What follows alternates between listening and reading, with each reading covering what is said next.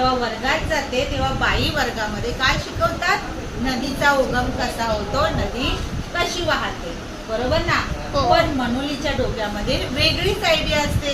नदी कशी वाहते तिने कशावर दाखवलं होतं? पाण्यावर. आता आपल्या प्रत्येकाच्या हातामध्ये काय आहे? पान आहे. प्रत्येकाच्या हातात काय आहे? पान आहे. आपण ते बघूया. त्या मनुलीने कसं स्पष्ट केलं आपण या पानावरच बघूया. शिरा आहे, तिला सांगितलेलं आहे नदी. ती काय आहे? नदी. तुमच्या हातात पान आहे ते तुम्ही पण बघू शकता.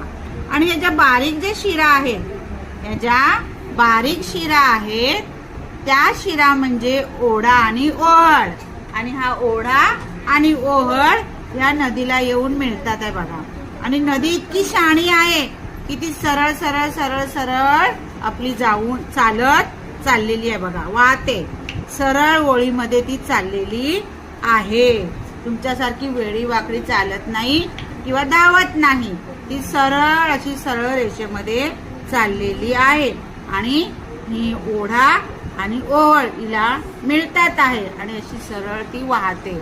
अशा प्रकारे नदी ही वाहत आहे असं मनुलीने आपल्याला ह्या पानाद्वारे सांगितलेलं आहे. आणि ही नदीचा उगम कुठे सुरुवात होते तिची?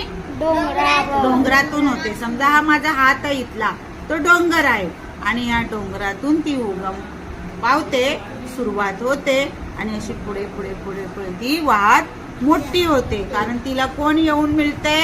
ओढा आणि ओहळ. ओढ्याचं पाणी, ओहळचं पाणी, छोटे छोटे ओहळ, छोटे छोटे ओढा, असे अनेक ओढे ओहळ या नदीला येऊन मिळतात. आणि मग ही नदी अशी मोठी मोठी होत जाते. समजलं नदी कशी वाहते? तुमचं दाखवा. आता तुमच्या हातामधलं पान दाखवा. इथून घ्यायचं, इथून सुरुवात करा. नदी नदी दाखवा.